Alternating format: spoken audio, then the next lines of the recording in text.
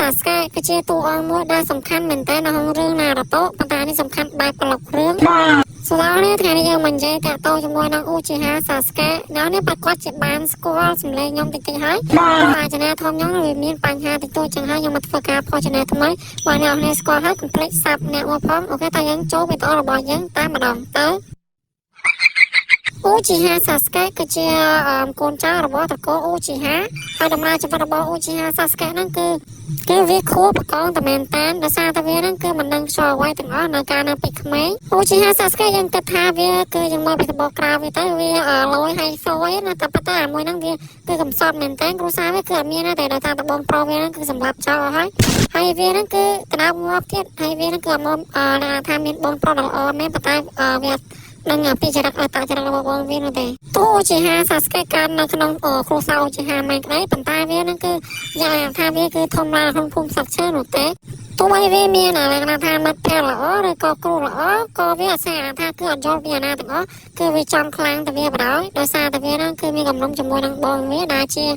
ឧជាហាអេតឈីបើជាមួយនឹងអតចរិតរបស់វានឹងគឺការដែលវាក្មេងគឺវាខ្មើតមែនតើដោយសារតែវាគឺមិនចេះរាប់អាណានោះទេណារ៉ូតូក៏វាមិនរាប់សាការ៉ាក៏វាមិនរាប់យទៅអាទៅវាអត់ខ្វល់ពេលដល់វាធៀងថាចិត្តធំបន្តិចវាក៏បានចាចេញពីភូមិសាស្ត្រឈើដើរតាមគម្រោងការរបស់វាបង្កើតក្រុមអាលីលើញ៉ាញ៉ៃពេញហ្នឹងឯងដើម្បីឲ្យសមត្ថភាពរបស់វាខ្លាំងហើយវាហ្នឹងក៏ដើម្បីឲ្យវាហ្នឹងបានឆាប់ទៅសម្លាប់បងវាយទៅវាកតញ្ញូមែនតើជាមួយបងវាប្រសិនបើយើងនិយាយតើតើជាមួយនឹងសមត្ថភាពរបស់វាគឺខ្លាំងមែនតើអាហ្នឹងវាមិនលេងហិចទេប៉ុន្តែចិត្តហិចដែរហ្នឹងឯងដោយសារតែវាមានភ្នែក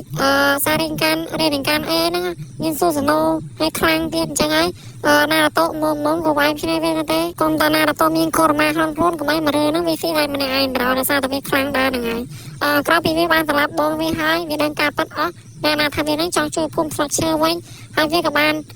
លក្ខណៈថាវាមិនមែនចង់ជួយណារ៉ូតូប្រហែលនោះទេប៉ុន្តែវាការពារភូមិស្លឹកឈើដែរក្រោយពីសង្គ្រាមលោកទី4បានបញ្ចប់យើងក៏បានឃើញថារវាងសាស្កេហើយនិងណារ៉ូតូក៏បានធ្វើការប្រយុទ្ធគ្នា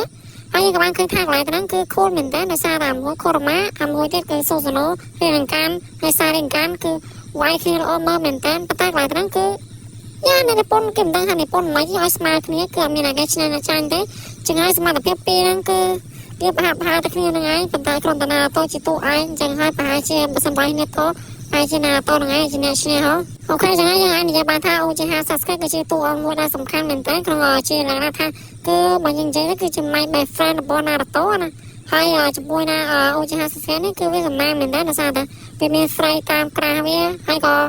យ៉ាគឺវាទទួលយកណាសាការ៉ាតាមក្រាស់វាក៏វាប្រមទទួលយកសាការ៉ាអីទៅណាហើយដំណើររបស់សាស្កេមានប៉ុណ្្នឹងឯងចឹងហើយខ្ញុំនឹងនិយាយជាមួយនឹងតួអង្គផ្សេងទៀតប៉ុន្តែលក្ខណៈថាយើងនិយាយតាក់ទងជាមួយនឹងរឿងណារ៉ូតូសិនព្រោះរឿង One Piece ខ្ញុំសារៈនិយាយសិនដោយសារតែខ្ញុំអត់ទាន់មើលបានច្រើនចឹងហើយក៏យើងនឹងជួបគ្នាជាមួយនឹងវីដេអូក្រោយជាមួយនឹងអាចារ្យនោះវាមានបញ្ហាខ្លាំងមែនទែនចឹងហើយគឺសូមឲ្យអ្នកនេះជួយចុច Subscribe មួយនេះផងវានឹងគឺរ៉ាងដល់ channel នោះដែរអូខេណា Goodbye